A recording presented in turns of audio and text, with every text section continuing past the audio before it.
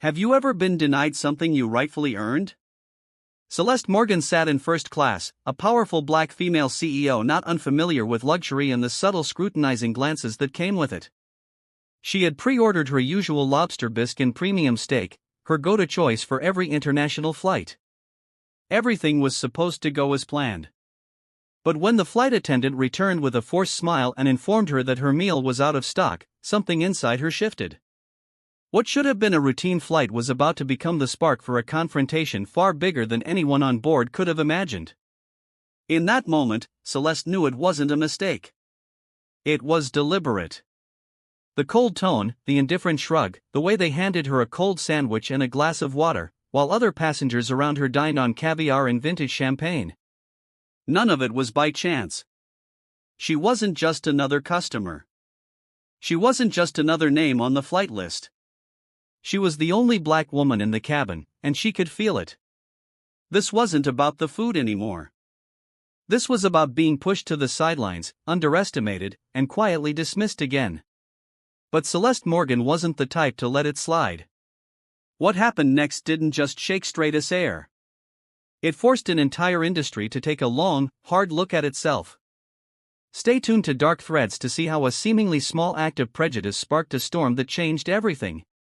Celeste Morgan boarded Stratus Air Flight 917 with an unmistakable air. Poised, confident, and in complete control. She didn't need to prove anything. Her name had become legendary in the tech world. As the founding CEO of Morgan Tech, the company behind groundbreaking innovations in artificial intelligence and data security, Celeste had been named Global Influential Woman by Forbes for 3 consecutive years. This flight was taking her to Geneva, where she would finalize a multi-billion-dollar international deal, a deal that would not only expand Morgan Tech into Europe, but also mark the dawn of a new era in tech led by black women. Her perfectly tailored navy suit hugged her tall, elegant frame. Her shiny black leather shoes reflected the luxurious lights from the first-class lounge, and her curly hair was neatly styled in a bun at the back of her neck. Celeste appeared as a symphony of power and grace. No one could ignore her presence, not even those who were born into the privilege of first class. As she gently placed her Hermes handbag in the overhead compartment, a flight attendant approached and nodded politely, but his eyes only brushed over her as if by reflex, then immediately shifted toward a white male passenger who had just appeared behind her. Celeste smiled, saying nothing. She had long grown accustomed to the invisibility the world often reserved for people like her, and she knew those moments were always just the beginning of change. Seat 1A, the first position, the best view, and the spot that would set the stage for everything to come. Seat 1A enveloped Celeste in the quiet luxury of first class, where every stitch on the leather seat, every sparkling drop of champagne in a crystal glass, was designed to cater to those accustomed to sitting at the top of the world. But for Celeste, the summit of the world wasn't a place given to her. It was one she had to fight for, each rung, each breath to climb. As with every flight before this one with Stratus Air, she had pre-ordered the lobster bisque to start, followed by a perfectly cooked prime steak, paired with a special vintage Chateau Margaux red wine, not because she sought to flaunt it, but because that meal had long been her way of affirming her place here, a black woman among a class usually dominated by white suits, condescending gazes, and symbolic handshakes. Celeste opened her tablet, her fingers gliding over the touchscreen. On it was the merger contract between Morgan Tech and a Swiss data security conglomerate. This deal wasn't just about market expansion. It was a strategic play in the global competition she had been plotting for over 2 years. She didn't need to look at the menu. Everything had been arranged in advance. And for a VIP like her, that was always guaranteed. Footsteps echoed softly behind her, measured, sharp. A female voice rang out, gentle enough to send a shiver down her spine. "Good afternoon, ma'am. I'm Becky, and I'll be serving you during this flight." Celeste looked up, meeting the hard, pale face of the attendant. Becky Whitmore. Blonde hair neatly tied at the nape, a smile proper but insincere, and eyes that didn't bother to mask the cold judgment scanning her from head to toe. Right down to the thin gold ring on Celeste's left hand. "I believe you received my reservation from last week," Celeste said softly, but firmly enough to make anyone underestimating her hesitate. Becky blinked, then gave a slight chuckle, tilting her head as if acknowledging her. "Yes, of course. We'll serve you as soon as the plane is stable. She turned away, but not before leaving behind a barely perceptible sneer. Celeste furrowed her brow. There was something in Becky's voice and footsteps that felt familiar. Not because she knew this woman, but because she had encountered too many like her. The ones who were overly polite, yet always believed power came in only one skin color. Another attendant, a man named Daniel, passed by, bowing his head to greet 3 white passengers behind her, calling them by name. Good afternoon, Mr. Radcliffe, Mr. Malcolm, and Mr. Clayton. It's a pleasure to serve you today. Laughter rose lightly from behind, the clinking of glasses. A deep voice spoke up. Well, having caviar before takeoff like this flight's already promising. Celeste didn't turn her head. She didn't need to. But the chill running down her spine told her something. It had been a long time since she had so clearly seen the invisible line between first class and belonging. She lowered her tablet, her fingers tapping rhythmically on the armrest. Each soft tap was like the beat of an alarm for something soon to happen. And she knew if Becky thought a meal could define who was important, this woman in seat 1A would show her exactly how wrong she was about that. Ever wondered how one person's quiet resolve can topple a giant? Keep watching Dark Threads to find out. Celeste Morgan gently looked up from her screen as the sound of high heels tapping lightly on the carpeted floor reached her ears. Becky Whitmore, the familiar face, with just enough makeup to appear polished, but not enough to conceal her lack of goodwill, stopped beside seat 1A, holding a food tray that wasn't even covered. I'm sorry, ma'am, but we've run out of premium meals. We only have cold chicken sandwiches and water, Becky said, her tone devoid of any regret. Celeste narrowed her eyes and turned fully to face the attendant. I pre-ordered last week.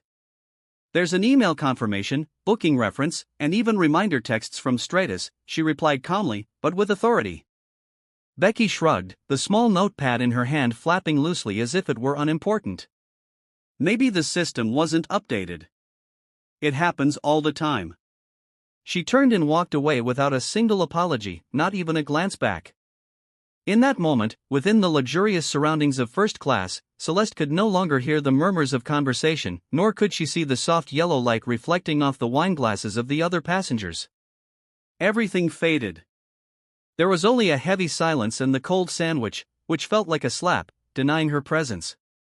She watched Becky's back as she walked away, the straight posture, the firm steps. That wasn't the demeanor of someone who had made a mistake. It was willful indifference, the calm apathy of someone who believes Celeste wouldn't dare speak up, and worse yet, someone who believed she didn't deserve to be treated the same as the others. Celeste's gaze swept across the cabin. The white men behind her continued to sip their champagne, chatting about the Asian market, crypto, stock strategies. No one noticed anything unusual, or rather they were too accustomed to seeing people like her being forgotten.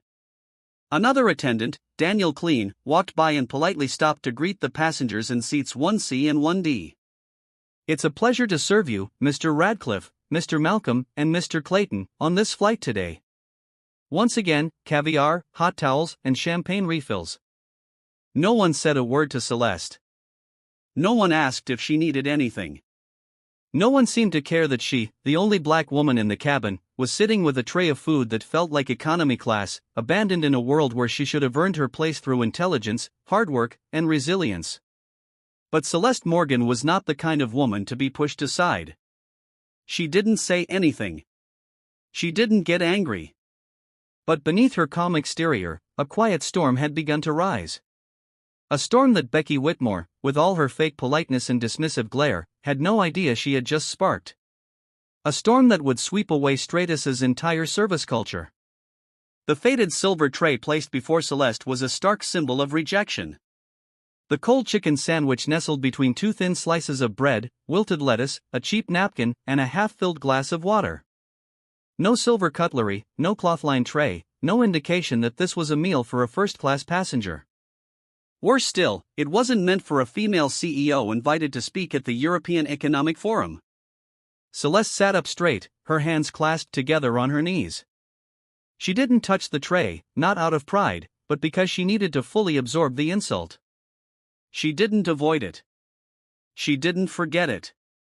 She needed to remember every detail, every moment, every look from Becky, every chuckle from the rows behind her, and the silence of the bystanders. 6 white men, 6 custom-tailored suits, 6 glasses of champagne raised in unison under the soft light of the cabin. And not one of them, not a single glance, was directed at Celeste. No one asked why the only black woman in the cabin was holding a tray of food as if she had stepped into a world not meant for her.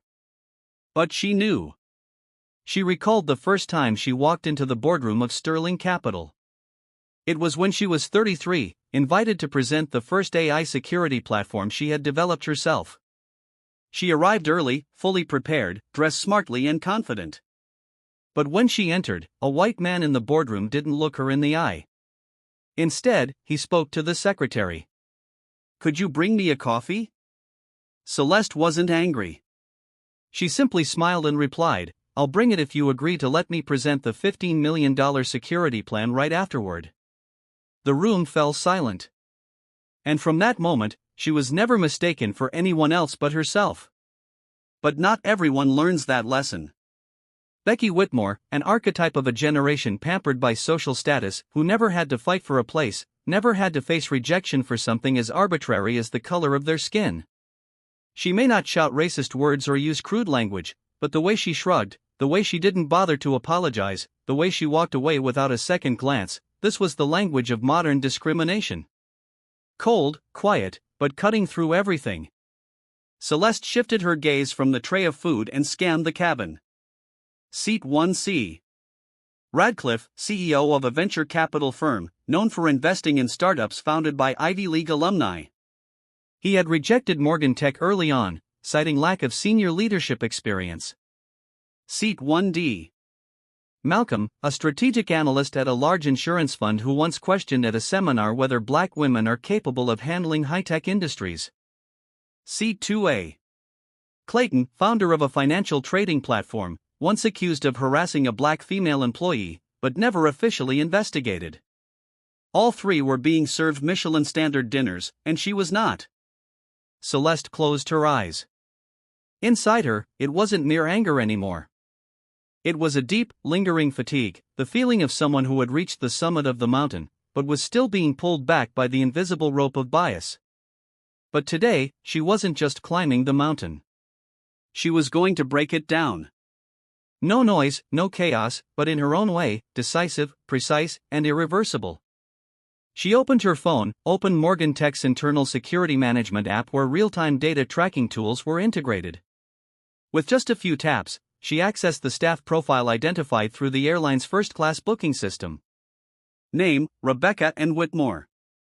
Position, Senior Cabin Crew, Stratus Air. Internal ID, STA9035. Initial data popped up there. She saw a profile with several cracks. 2 passenger complaints about service discrimination. An internal email with the comment, "Focus on serving passengers who give better tips." No direct evidence of racism, but the language implied that she categorized customers. Celeste saved everything. Then she sent an encrypted message to Aaliyah Grant, her executive assistant. Activate emergency audit protocol. Flight 917.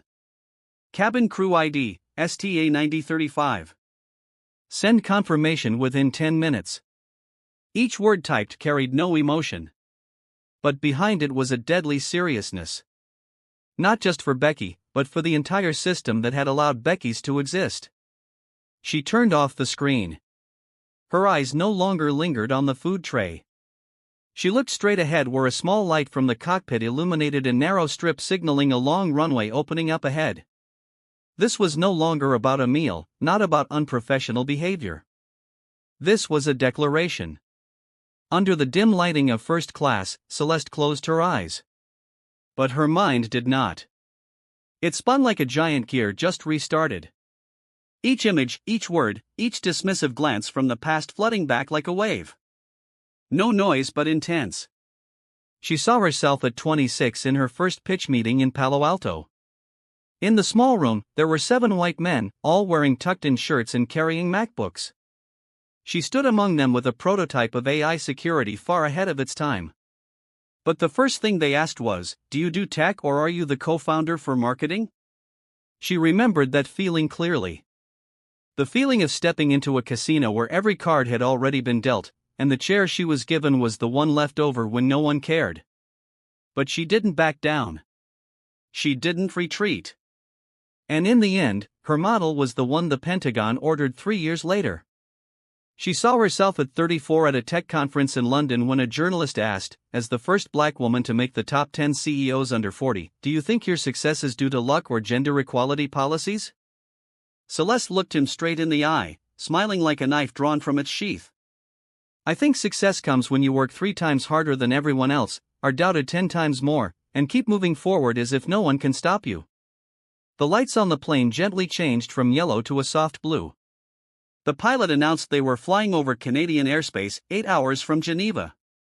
A ding rang, signaling that the main meal service had begun. A new attendant, Daniel Clean, began moving between the rows. Celeste opened her eyes, still sitting in place, her gaze fixed out the window. Outside, the endless night stretched on. But inside her, another battle was being prepared. A battle that didn't need gunshots, but could shake an entire system. At the heart of that battle was Becky. Becky Whitmore was not a clear villain. No extreme behavior, no openly racist remarks, no blatant insults. But that was the danger. She carried within her a discrimination that had been legitimized into professional demeanor, masked by a fake smile and insincere apologies. And the most telling part, the system had allowed it to continue. It had allowed someone like Becky to rise to senior cabin crew without being stopped, without warning, without oversight. Because people like Celeste, too busy surviving, didn't speak up. Celeste knew well. There was a kind of discrimination that never shouts down office hallways. It quietly pushes you off the priority list. It calls you guest, but never by your name like the others. It forgets your pre-ordered meal, but never forgets a white man's meal next to you. And that's why today she wouldn't stay silent. She tapped lightly on her smartwatch. A safety signal was sent to Aaliyah Grant. Status confirmation. Check flight attendant STA 9035 background. Validate behavior per International Airline Services Alliance protocol. 3 minutes later, the screen displayed a message. Full profile accessed. 2 customer complaints within 12 months.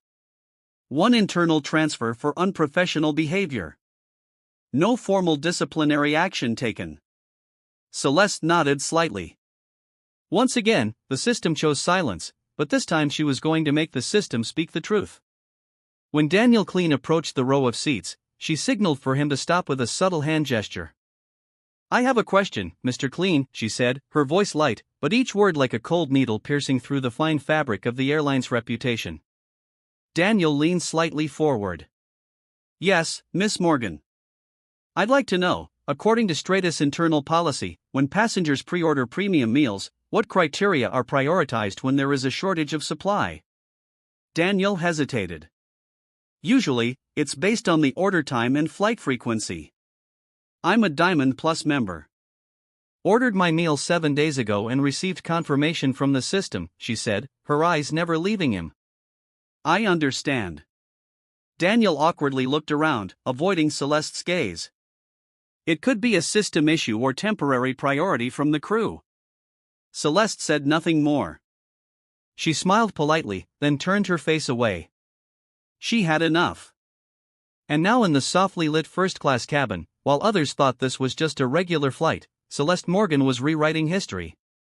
Not with a speech, not with a camera, but with evidence, action, and a resolve that no one could break, not angry, not questioning, no need for loudness or outrage to assert her presence. Celeste Morgan had long learned that true power didn't lie in volume, but in action. Actions that were timely, precise, and irreversible. She opened her phone, her finger lightly swiping across the touchscreen as if sending a simple message to a friend. But what she typed, short and decisive, was an order that would kick off an internal investigation capable of shaking the entire system. Activate internal audit procedure. Flight 917. Crew records required. Confirm. Just 6 lines. 6 lines that could end anyone's career.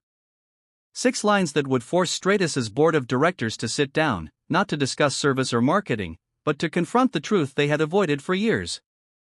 Aaliyah Grant, Celeste's senior executive assistant, was trained not only to manage tasks, but also to handle crises truly at the corporate security level.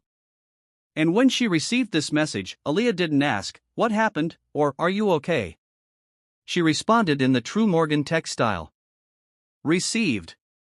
Data retrieval in progress. Celeste tucked her phone into her jacket pocket. No words, no expression. Meanwhile, across the ocean, an entire chain of servers had been awakened. Passenger data, service logs, Stratus Air employee records were being accessed, filtered, and verified against the standards of one of the highest-level security systems globally.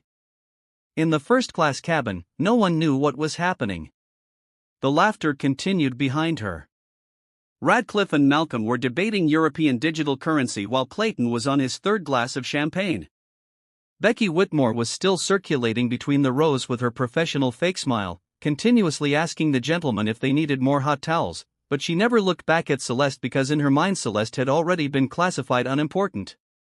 Celeste remained still, but her ears caught every detail. She noticed the way Becky smiled brightly when asking Mr. Malcolm, "Would you like to try the company's chocolate mousse?" The way she bent lower than usual when pouring wine for Mr. Radcliffe, the way she gently touched Mr. Clayton's hand when offering a toast. It was all selective, and it all pointed toward a certain type of customer, not her. 12 minutes after the first message, Celeste's watch vibrated lightly. An encrypted message was sent, accompanied by a large PDF file and 2 internal links. She opened the file, her eyes scanning the first line. Flight attendant behavior record, Rebecca and Whitmore, ID, ST9035. Beneath it, quiet but sharp notes. May 2023. VIP passenger complaint about being served the wrong meal 3 times consecutively. Signs of favoritism toward guests of the same class. August 2023. Internal report on unprofessional comments in the crew break room. November 2023.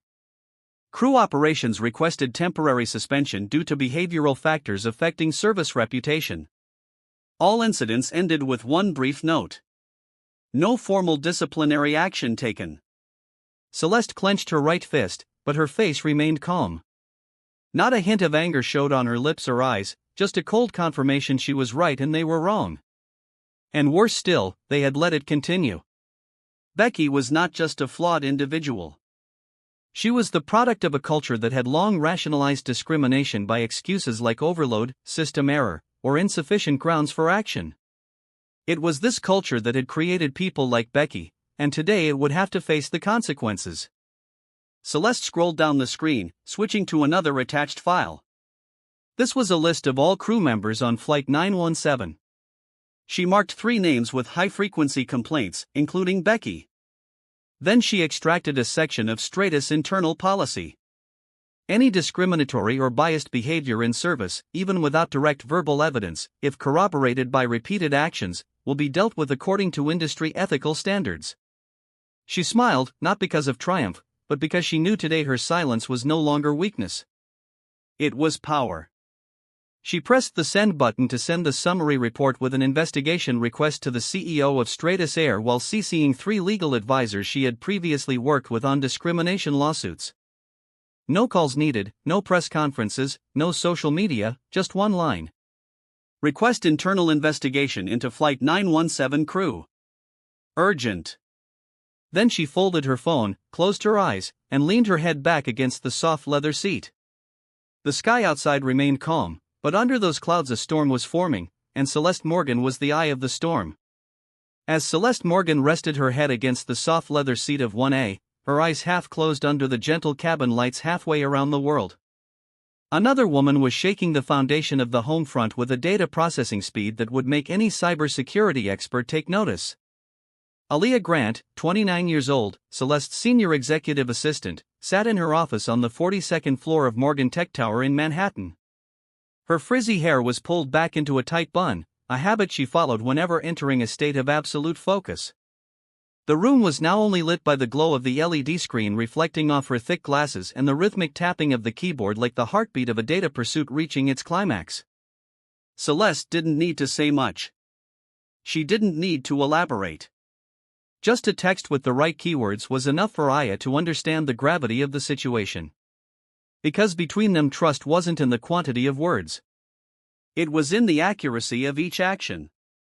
Aliyah opened the internal analytics dashboard, accessing the security API linked to aviation industry data and partner documents from international airlines. A stream of code appeared, and in less than 90 seconds the first piece of information surfaced. Rebecca and Whitmore, senior cabin crew, Stratus Air ID, ST9035. Joined 2018 role confirmed on Flight 917. The data seemed ordinary, but Aliyah didn't stop there. She opened additional customer feedback files, analyzing the history of complaints from flights involving Becky over the past 3 years. And then the suspicious pieces began to surface. February 2022, a black first-class passenger was denied their pre-ordered wine with no clear reason given. September 2022, 2 Asian passengers reported being served after all other passengers despite boarding earlier. March 2023, an Indian female entrepreneur was ignored after pressing the call button 3 times on Flight 803. None of these reports led to any disciplinary action. The system recorded the familiar excuse, insufficient evidence to process violation. Aliyah furrowed her brow. She knew too well how these kinds of records were blurred. People like Becky knew how to maneuver around the boundaries of the rules. No shouting, no direct insults. She simply didn't engage with those she didn't deem worthy, and the system had allowed her to exist this way for nearly 6 years. Aliyah opened the internal cross-referencing tool with Morgan Tech's behavioral recognition system, an exclusive tool developed by herself and Celeste designed to analyze bias patterns from tone, facial expressions, response times, and interaction levels with different customer groups. The results made her smirk. Not a smile, but a reflex of professional disdain. Bias interaction index 87.4%. Repeated bias behavior towards non-white customers. 15 times 36 flights recorded. Warning, high organizational culture risk. Recommend deeper investigation. Aliyah marked all the data points, created a PDF report with encrypted validation and linked it to the internal evidence library. She sent the report to the command-level review inbox, the channel reserved for serious cases affecting strategic partners or brand reputation. She attached a note: systemic discriminatory behavior, Flight 917 crew sent per Celeste Morgan's request, activate organizational culture investigation. At the same time, Aliyah sent copies to 3 senior executives at Stratus Air, including CEO Charles Edmonds, a former ally of Morgan Tech in technology collaborations. She knew Edmonds wouldn't ignore anything from Celeste, not only because of respect, but because he understood. When Celeste Morgan decided to take action, it wasn't for retaliation. It was because the system needed to change. Less than 5 minutes later, Aliyah's screen lit up with a confirmation notification. Investigation order has been issued. HR and legal team will be at the destination to conduct immediate evaluation. Thank you for bringing this to light. Aliyah exhaled, pushing her chair back and resting her hands behind her head. She didn't feel relief. She knew this was just the beginning. Throughout her career by Celeste's side, she had seen her CEO defeat giant banks, ruthless investment firms, and slippery politicians. But she had never seen Celeste send an audit now signal without a very justifiable reason. The clock struck 2 a.m. in New York. On board Flight 917, in Seat 1A, Celeste was still awake, but Becky Whitmore was still smiling in Seat 2C, unaware that from this moment on everything around her was beginning to collapse. Celeste nodded slightly, her gaze as cold as steel, but her voice remained the calm tone of a leader who was all too familiar with confronting decaying systems. There was no need to make a scene in midair. She knew everything necessary had already been sent. Now every word she spoke was just to reaffirm. There was no escape for the other side. She pressed the call button. A soft ting rang out, so quiet that no one noticed, but enough for a middle-aged attendant with a lean frame and neatly combed salt and pepper hair to approach. Daniel Clean, according to the name tag on his chest, his steps hesitated slightly as he neared Seat 1A, his eyes briefly wary, as if his instincts had warned him that this woman was unlike the usual passengers. "I'd like to ask again about the pre-ordered meal," Celeste said, her voice low and steady, but carrying the pressure of someone who wouldn't accept an easy answer. Daniel stood straight, his hand lightly resting on the serving tray. "Yes, ma'am." Celeste cut him off, not raising her voice, but it was sharp like a slice. "I heard Miss Whitmore talk about prioritizing passengers." What did she mean by that? Daniel was speechless. His eyes scanned around as though searching for an escape from what seemed like an innocuous question, but he understood. This wasn't a question about the meal. This was a language trap, a statement that would be remembered and could potentially be used before an investigative panel. "I think that was a communication misunderstanding," he stammered. "We don't have a policy of discrimination. We just take into account some factors like order timing and food availability." Celeste tilted her head, her eyes as sharp as a razor. "I'm a Diamond Plus member. Ordered my meal 7 days ago with email confirmation and a booking reference. In this cabin, I'm the only one not served a premium meal. Yet, Ms. Whitmore talks about prioritizing guests. If it's not discrimination, then what is it?" Daniel went silent. A bead of sweat formed on his temple, even though the cabin was cool. He wasn't foolish enough to outright deny it, but he wasn't brave enough to face it head-on. Celeste smiled, an apple-slicing grin, sharp and deliberate. "No need to answer. I understand now." He lowered his head slightly and turned to walk away, his steps quicker than usual, like a fox escaping the spotlight of an interrogation. But he didn't know. Celeste didn't need his answer to use as evidence. She already had everything she needed. She opened her smartwatch again, glancing over the update from Aaliyah. Investigation order approved by Stratus CEO. HR and legal team will be at Geneva upon landing. Command code Redline 917. Redline 917, an internal code for incidents that could harm brand reputation at the strategic level.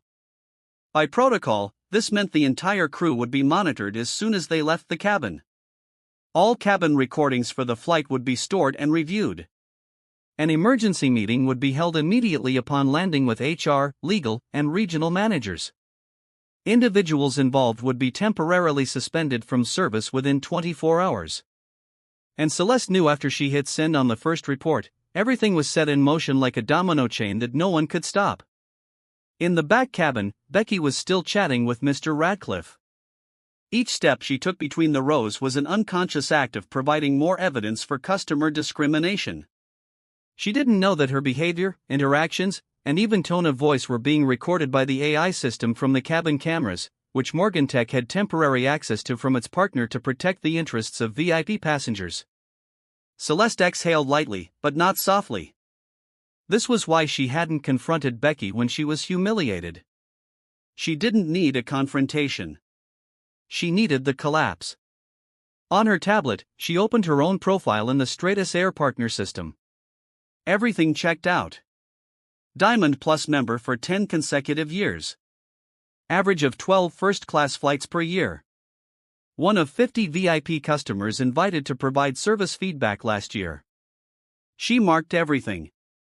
A complete logical airtight set. No emotions, no gaps. Celeste wasn't acting out of personal pride. She knew if she didn't respond, Becky would continue to exist. And people like her, black women, founders, entrepreneurs, would always be the ones who are forgotten. She couldn't allow that to happen again. Not when she was sitting in seat 1A, a seat she had earned through youth, through years of rejection, being sidelined, and finally winning it back with her talent and unwavering resolve. The plane gently shook as the pilot announced they were preparing to descend. Becky passed by again. Her eyes slid over Celeste, still indifferent. Still the way she looked through others without stopping. Still the silent contempt that Celeste had become all too familiar with throughout her career, but this time that silence would be forced to speak. As the plane touched down, the screeching sound of the tires against the runway resonated through the cabin like a silent signal. Everything from this moment on would be different. Celeste Morgan opened her eyes as she felt the plane descending, her head tilting slightly as if measuring the movement of the air. But in reality, she was listening. Listening for the small sounds that only those who had survived billion-dollar negotiations could discern. The squeal of the wheels, the soft sigh of relief from the passengers, the hurried footsteps of the crew. She didn't rush to unbuckle her seatbelt. Her smartwatch had vibrated twice in less than a minute, notifying her that every link in the chain was ready. Aaliyah had completed sending the full behavioral analysis report, including cabin video footage showing Becky's selective favoritism, the service time discrepancies between passengers, and images from passengers who had secretly recorded Becky refusing Celeste's meal order. The final message had been sent no more than 3 minutes before the plane touched down. It contained just one line. Transfer file to Service Ethics Board. Execute at urgent level. Code Geneva 1A.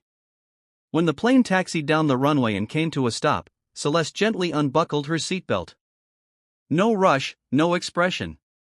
She stood up, adjusted the hem of her blazer, and placed her leather bag neatly over her left shoulder.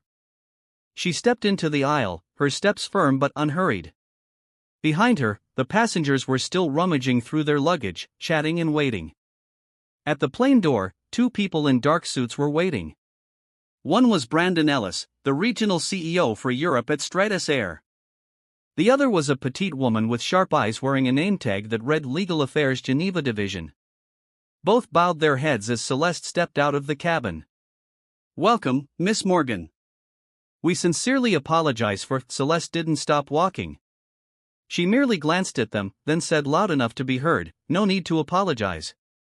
This is just the beginning. No more. No handshake, no looking back." But right behind her, both Brandon and the legal representatives straightened up, their expressions changing. They had read the report. They knew exactly what awaited them behind that business class welcome door, and they knew this mistake by the airline was not just a service incident. It was a cultural flaw. And now they were paying the price. At the same time, the cabin crew began to exit the plane via the rear exit as usual. Becky Whitmore walked with the group, still wearing her composed face, believing that everything was fine, that tonight she would be at her usual hotel, ordering her favorite martini, and telling her friends about a troublesome passenger on Flight 917. She didn't know that at the end of the exit lane, 3 people in black suits from the HR and crisis coordination team were standing waiting. And as Becky approached, she saw one of them raise a tablet displaying the message. "Flight 917 crew, please proceed to the emergency meeting room." Becky's face froze for a moment. Her eyes darted around trying to find any sign of confusion, but the gaze of her colleague, Daniel Clean, was equally silent, unwavering. No one said anything. No one was laughing anymore. The tremor had begun, and she was at the epicenter. Celeste walked through the Geneva airport lobby where VIP staff were ready to escort her to the conference delegation's hotel. Her phone vibrated lightly. A message from Aaliyah. "They've started gathering testimony. Whitmore has been suspended from service. The matter will be presented in the board meeting tomorrow morning." She didn't reply right away. She stepped into the waiting black limousine. As the door closed, the light outside was completely cut off. Celeste leaned back into the soft leather seat, her eyes fixed ahead. She knew what happened today was not just about her. It was a milestone, a wordless declaration, but stronger than any speech. This was no longer a reaction. This was a cleansing. As Celeste's limousine disappeared from the airport gates, a series of red-flagged emails with the subject line "Urgent Incident Flight 917. Immediate board review required" simultaneously appeared on the screens of the Stratus Air leadership at their headquarters in Geneva. An emergency meeting was called within 30 minutes. All regional executives, legal advisors, customer service directors, and the head of the cabin crew management department were required to attend. The meeting notice came with a brief appendix. Complainant, Celeste Morgan, CEO Morgan Tech. The moment that name appeared, the atmosphere in the conference room seemed to thicken. Celeste Morgan. Not just a CEO, not just a VIP customer, but someone who stood at the forefront of a series of global reforms regarding digital equity and fairness in high-end service industries. A woman once listed by Time as one of the people changing corporate culture in the 21st century. And now she was at the center of an incident that Stratus System had allowed to occur right in seat 1A. Charles Edmonds, the current CEO of Stratus, known for his reformist thinking and commitment to transparency, sat quietly at the head of the table. In front of him was a thick printout of 23 pages. Behavioral Discrimination Report on Flight 917. Emergency situation under the Global Service Ethics Code. All eyes turned to the screen as Aaliyah Grant, invited by Morgan Tech, joined the meeting through a secure system from New York. "I won't be long," Aaliyah began, her eyes locked directly on the camera, her voice sharp but not angry. "We're not looking for an apology. Morgan Tech doesn't need empty promises. We need action. We need confirmation that your system does not tolerate subtle discriminatory behavior. No excuses, no avoidance." She paused, scanning the expressions of several people in the room. Then she projected a video clip from the passenger cabin camera. Becky Whitmore holding a tray, responding to Celeste with a tone that lacked any respect. "Maybe it didn't go into the system. Happens all the time." Next came a table comparing service times between first-class passengers. White passengers, average response time 42 seconds. Celeste Morgan, 6 minutes 11 seconds. Meal rejected without reason. A seasoned service advisor furrowed his brow and turned to Edmonds. "We can't cover this up." "We won't," Edmonds replied firmly, not because he was pressured by Celeste's name, but because he realized this was no longer a personal issue. The service system that Stratus had once prided itself on, service for the elite, was now exposed in an entirely different light, a service structure where elite was defined not by achievements, but by race, gender, and outdated societal norms. And the woman sitting in seat 1A was the one who had drawn the line on that mistake. As Aaliyah ended her call, Edmund stood up, tapping his hand on the table once. "From this moment forward, all members of the Flight 917 crew are suspended. An investigation will be extended to all flights involving flight attendant Rebecca Whitmore in the past 24 months. He paused, looking at each person. "We will issue a public apology to Miss Morgan. And not just that, we will invite her to join as a cultural advisor for the entire crew training system at Stratus." A regional director raised an eyebrow. "You plan to have her rewrite our policies?" Edmonds nodded without hesitation. "Not let, we need her to rewrite them." An unprecedented decision. But at this moment, no one was thinking about old policies because everyone knew if they didn't act, the Stratus brand would be forever linked to this scandal as a stain on their high-end silk. In Geneva, Celeste sat in her hotel room overlooking Lake Leman. On the table in front of her was a steaming cup of herbal tea, and an email had just been opened. "We sincerely apologize for what occurred. A comprehensive investigation has been initiated. We would be honored to invite you to join our Cultural Reform Advisory Team. This is not only an honor, but a responsibility we believe only you can undertake. Charles Edmonds, CEO, Stratus Air." Celeste didn't smile. She lightly tapped her fingers on the table. 3 sharp taps. Her eyes fixed on the lake, quietly enough to understand that the earthquake she started from a cold sandwich tray had now caused an entire industry to take a hard look at itself. The cabin crew of Flight 917 stepped off the plane with their usual demeanor, relaxed, relieved after a long journey. Becky Whitmore led the group as usual, her high heels tapping lightly against the terminal floor, her blonde hair still neatly tied up and a smile on her face that looked more like a mask worn too long to distinguish the real from the fake. For Becky, the flight had been nothing special. A minor issue with a difficult passenger, just like the dozens of times before. In her mind, Celeste Morgan was simply an overly sensitive businesswoman who overreacted because she didn't get her seafood soup or steak. Making a fuss over a sandwich tray, what a drag, Becky thought to herself. But as they passed through the door leading to the crew exit, no one in the group was smiling anymore. It wasn't a red carpet waiting for them. It was a line of people standing in wait. 3 men in black suits from the Internal Security Department. 2 senior HR personnel in Stratus Air uniforms, but with red name tags signifying they were from the Emergency Internal Investigation Team. A lawyer holding an iPad with the company logo and a thick confidential file stamped with Confidential Ethics Review. No one in the crew said a word. The solemn atmosphere, the bright white light shining down onto the marble floor, made it feel more like standing in a courtroom than an airport hallway. The woman standing in the center of the group, Karen Dufresne, head of global service culture at Stratus, stepped forward, her voice not loud, but as sharp as a freshly honed blade. Please, the Flight 917 crew, proceed to emergency interview room 2. This is a mandatory meeting in accordance with Article 6.3 of the Global Service Ethics Code. A male flight attendant behind Becky glanced at her, his eyes confused. But Becky stood still. She opened her mouth, probably to ask, "What's going on?" But Karen's gaze made her swallow her words. The list was ready. The files were locked. They were no longer flight attendants finishing their shifts. They were individuals being investigated for serious violations of professional ethics. They were led down a narrow hallway with 6 separate rooms. Each person had a room to themselves. No phones were allowed, no assistants present. Each room had a camera recording, a senior staff member, and a lawyer observing. Becky sat in the chair, her back straight, trying to stay calm, but inside she could feel the turmoil beginning. The woman sitting opposite her opened a file, her eyes never leaving the lines.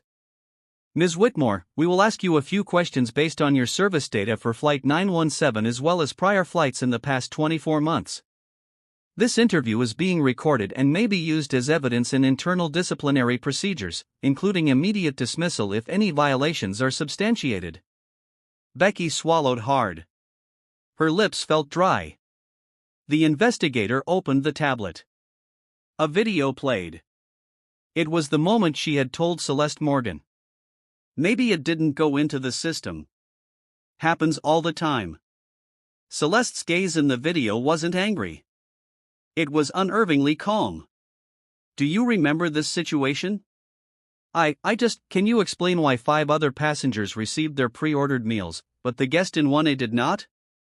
I think maybe the system malfunctioned. We've checked. The system confirmed the order from 7 days ago and internal confirmation at boarding. Would you like to add anything?" Becky could no longer respond. Her eyes began to panic. She was facing something she never thought would happen to her. The real consequences. Every time she denied a meal, every shrug, every unkind word had been recorded, not on paper, but through behavior, through eyes, through cameras, through the countless invisible gazes that had grown tired of enduring, and this time the person in 1A wasn't silent like the others before. At Stratus Geneva headquarters, Charles Edmonds sat alone in meeting room 1. On the table in front of him were 3 reports just submitted from the preliminary investigation team. Each had a brief title. Rebecca Whitmore, Proposal for Indefinite Suspension. Systemic Bias, Proposal for Comprehensive Training Reform. Official Proposal. Appoint Celeste Morgan as Independent Advisor for Diversity and Service Culture. Edmonds didn't need to read them again. He knew an era at Stratus had come to an end. Not because the media uncovered it, not because customers were outraged, but because a woman stepped off from seat 1A with the calm of someone who understands that justice doesn't need to shout to be heard. That very afternoon, an internal memo was sent to all Stratus employees across international branches. The subject line was bolded and tagged, "Urgency, Priority Response Required."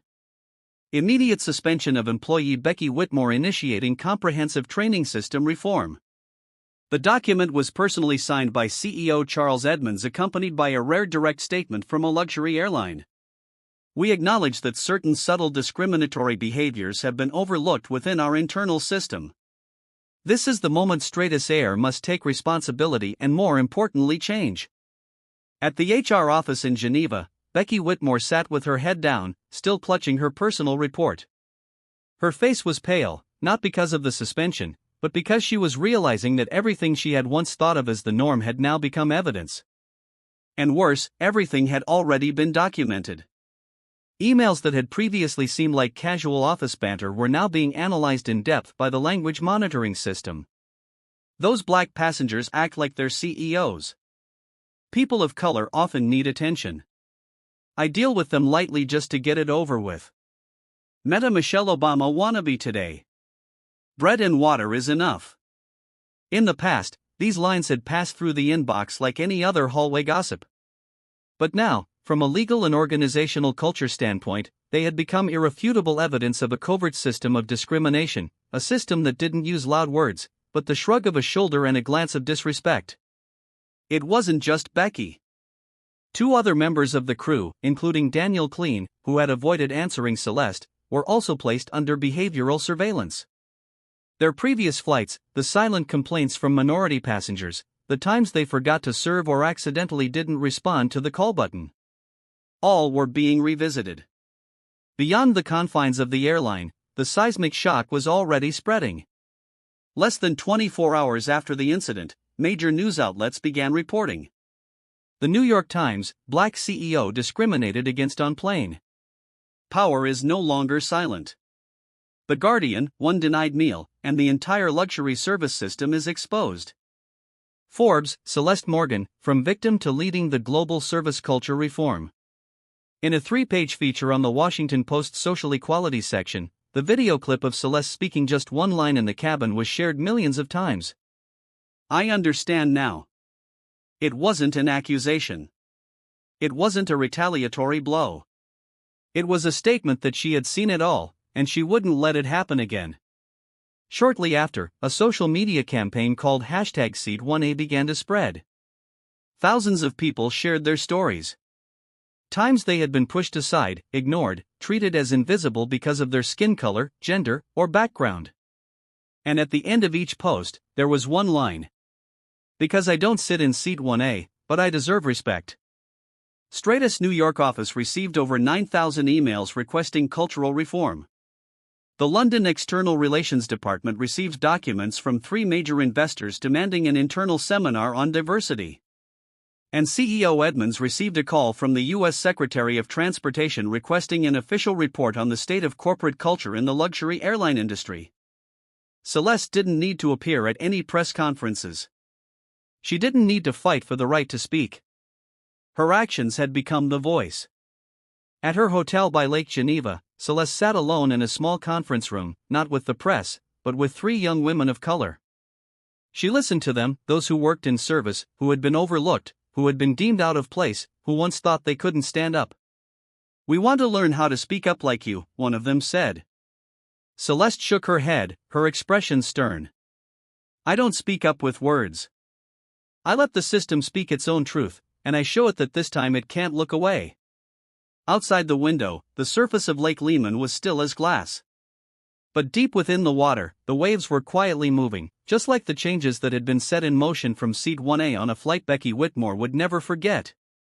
Celeste had never needed to shout, never lost control, never bent down to beg anyone to listen to her because she understood true power doesn't need noise. It just needs to be timely. And this time the right moment was a cold sandwich, a cold gaze, and a meal being denied. Not because of lack, but because the person sitting in seat 1A didn't fit the definition of worthy in the eyes of the server. She hadn't slapped, hadn't questioned, hadn't stood up in the first-class cabin to make a scene like so many people had advised her in workshops on how to protest. She simply nodded and said, I understand now. And it was that calm that unraveled the true face of a system, one where luxury was not designed to serve, but to subtly exclude those deemed not belonging. Jokes like, black passengers always act like their CEOs that were once considered internal had now been made public. Service data that had been ignored was now displayed in charts. Emails that had sunk into archives were now evidence. All revealed by someone who hadn't raised her voice. 3 days after the incident, Stratus Air held a press conference in Geneva, attended by dozens of major media outlets. For the first time in the company's history, they invited a guest who wasn't from the leadership team to speak, Celeste Morgan. She stepped onto the stage in an ivory white suit. No glitter, no logo, just a small black bird-shaped pin on her collar symbolizing the Seat 1A coalition she had founded with African female leaders to advocate for fairness and luxury services. There was no prepared speech, no media team standing behind her. She simply held the microphone and spoke with a steady, clear voice, each word like an arrow piercing through the veneer of grandeur. I'm not here to be angry. I'm not here to be the typical victim. I'm here because there are people sitting in seat 34F or the seats next to the bathroom who are considered unworthy of attention just because of their skin color, their accent, or because they don't know how to call out the right wine on the menu. She looked directly at Stratus representatives, but didn't criticize. She let the truth speak for itself. I'm not asking for a meal. I'm asking for a system that doesn't exclude me simply because I don't look like the usual passengers in seat 1A. She spoke about Becky Whitmore, but didn't mention her name. She spoke about how flight attendants memorized the names of 3 white passengers, but only referred to her as the guest. She spoke about the feeling of being seen, but never truly acknowledged. Then she stopped. The lights on the ceiling suddenly shifted from cold white to a warm yellow tone. For a moment, no one moved. No further words were needed. After the press conference, a series of progressive changes began to unfold within Stratus. Mandatory training for 100% of flight attendants on unconscious bias and equity in luxury service. Creation of a direct feedback channel for VIP passengers with a rapid response team on organizational culture. Invitation to Celeste Morgan to serve as a strategic advisor for the Redefining Luxury program, a global initiative on fairness in luxury services. Becky Whitmore, once the unspoken symbol of proper service, now became the living example of a system that had been designed to operate smoothly on the silence of the disadvantaged. Bloomberg ran a headline on the front page. When Celeste didn't need to shout, a CEO changes the entire airline industry with one look.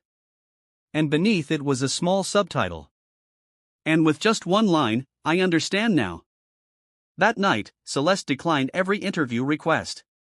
She turned down all major networks, including CNN and BBC. She didn't need to say more because everything that needed to be said had already been spoken by the system itself through its true nature. On the hotel balcony, she looked out at the still waters of Lake Lehman. A young assistant stepped out, ready to announce the positive feedback from Stratus shareholders. But Celeste simply raised her hand to stop him. I don't need feedback, she said. I just need the system to never dare fall asleep again. And for her, that was the real victory. An internal memo from Stratus Air headquarters flashed in the inboxes of over 22,000 employees across global offices and airports. Immediate suspension of employee Becky Whitmore initiating comprehensive service training reform. The document was personally signed by CEO Charles Edmonds, accompanied by a blunt statement rarely seen from a luxury airline. We acknowledge that certain subtle discriminatory behaviors have been overlooked within our internal system. This is the moment Stratus must take responsibility and, more importantly, change. At Stratus HR office in Geneva, Becky Whitmore sat with her head lowered, still clutching her personal report. Her face was pale, not because of the suspension, but because she was realizing that everything she once thought was just the norm had now become evidence. And worse, everything had already been documented. Emails that had once seemed like casual office banter were now being analyzed meticulously by the language monitoring system. Black passengers act like they're CEOs. People of color often need attention. I handle them lightly just to get it over with. Meta Michelle Obama wannabe today. Bread and water is enough. Previously, these lines had passed through the inbox like any other hallway gossip. But now, from a legal and organizational culture perspective, they had become irrefutable evidence of covert discrimination, a system where discrimination wasn't yelled out, but done with a shrug and a lack of respect. It wasn't just Becky. 2 other members of the crew, including Daniel Clean, who had avoided answering Celeste, were also placed under behavioral surveillance. Their previous flights, the quiet complaints from minority passengers, the times they forgot to serve or accidentally didn't respond to call buttons, all were being revisited. Beyond the airline's internal walls, the seismic shock had already reached further. Less than 24 hours after the incident, major news outlets began covering the story. The New York Times. Black CEO discriminated against on plane. Power is no longer silent. The Guardian. One denied meal and the entire luxury service system exposed. Forbes. Celeste Morgan, from victim to leading the global service culture reform. In a 3-page feature on Washington Post's social equality section, the video of Celeste speaking just one line in the cabin was shared millions of times. I understand now. It wasn't an accusation. It wasn't a retaliatory strike. It was a statement that she had seen it all and she wouldn't let it happen again. Soon after, a social media campaign called #Seat1A began to spread. Thousands of people shared their stories. Times they had been sidelined, ignored, treated as invisible because of their skin color, gender, or background. And at the end of each post, there was one line. Because I don't sit in seat 1A, but I deserve respect. Straightest New York office received over 9,000 emails requesting cultural reform. The External Relations Department in London received documents from 3 major investors demanding an internal seminar on diversity. And CEO Edmunds received a call from the U.S. Secretary of Transportation requesting an official report on the state of corporate culture in the luxury airline industry. Celeste didn't need to appear at any press conferences. She didn't need to fight for the right to speak. Her actions had become the voice. At her hotel by Lake Geneva, Celeste sat alone in a small conference room, not with the media, but with 3 young women of color. She listened to them, those who worked in service, who had been overlooked, who had been deemed out of place, who once thought they couldn't stand up. "We want to learn how to speak up like you," one of them said. Celeste shook her head, her expression stern. "I don't speak up with words. I let the system speak its own truth, and I show it that this time it can't look away." Outside the window, the surface of Lake Lehman was still as glass, but deep within the water, the waves were quietly moving, just like the changes that had been set in motion from Seat 1A on a flight Becky Whitmore would never forget. When Straightest Air officially announced the Reform First Class Culture program, comprehensive mandatory reform of the first-class service culture with no exceptions, Celeste Morgan had left Geneva 3 days earlier, returning to the U.S. in silence. No press conference, no closing speech, no round of accolades. She didn't need any of that. She had never needed the spotlight to prove her presence. What she left behind wasn't on the front page of newspapers or compliments from fellow CEOs. She left behind a new standard. True power doesn't need to raise its voice. It just needs the right action at the right time. A seemingly small action, pressing the call button, asking about the denied meal, sending a message to her assistant, had forced an entire system to bow its head and correct itself. The behavior that others would call sensitive or overreacting was actually the beginning of a silent revolution in the luxury service industry. And from that day on, when a black passenger, whether a business person, artist, activist, or a single mother flying first class for the first time, boards a plane, they would no longer be seen as a stranger in a world designed not for them. Because no one would know who was sitting in seat 1A. It could be a CEO, an investor, a global tech platform founder, or perhaps simply someone with enough strength not to bow down to discrimination, even when it's hidden beneath a pristine white towel and a standard service smile. At the Morgan Tech office on a weekend afternoon, Celeste sat handwriting a letter, something rare in the age of digital communication. She used blue ink, crisp white paper, and handwriting as neat as the strategic thinking that made her famous. The letter wasn't addressed to Straightest CEO. It wasn't for the board of directors, not for the media. It was for a 16-year-old girl in Florida who had written to her after reading the Forbes article saying she had been told by her career counselor, "Someone like you should probably stick to the service industry. High tech is beyond you." In the letter, Celeste wrote, "People will think you don't deserve positions they've never seen someone like you in. Don't be angry about that. Just remember, you don't need to make a scene to prove yourself. You just need to show up at the right time and never walk away." And at the end, she wrote the last line. "P.S. Don't forget you have the right to sit in seat 1A. If they say no, ask them who the system is designed for." Months later, at an international conference on fairness and service industries, a video clip was shown as an introduction. The image of Celeste sitting in first class in front of a cold sandwich tray. No dialogue, just soft background music. The clip was recreated from the passenger camera's perspective. The very clip that had been shared more than 20 million times with the hashtag seat 1A. Everyone in the room from hotel chain managers to airline executives sat in silence. And they understood the issue was never about the food. It was about the service attitude built on prejudice. It was the absence of resistance in the past, and it was the timely presence of a woman they had once overlooked. Celeste boarded the plane for a new business trip that fall, this time from Atlanta to Cape Town as an honored speaker at the Global Leadership Forum. She didn't request any special privileges, didn't mention her name to the ground staff. But when she entered first class, she noticed something she had never seen before. A small nameplate placed in front of seat 1A with the simple inscription, "Reserved seat of change," and at the bottom 3 words, "We remember you." Celeste smiled lightly, no words needed. She sat down, fastened her seatbelt. The plane began to taxi. The sky was still blue, but now it was wider because there was room for those who were once seen as not belonging. A denied meal, a cold gaze. An action that seemed small had uncovered an entire system of discrimination hidden behind the polished veneer of luxury. Celeste Morgan didn't shout, didn't demand, didn't seek revenge. She simply and quietly made an empire reflect on itself and from that moment change forever. Her story is a reminder. We don't need to shout to be heard, just the right action at the right time. So, what about you? Have you ever been overlooked in a space where you rightfully deserve respect? Will you choose silence or speak up? Share your thoughts in the comments below.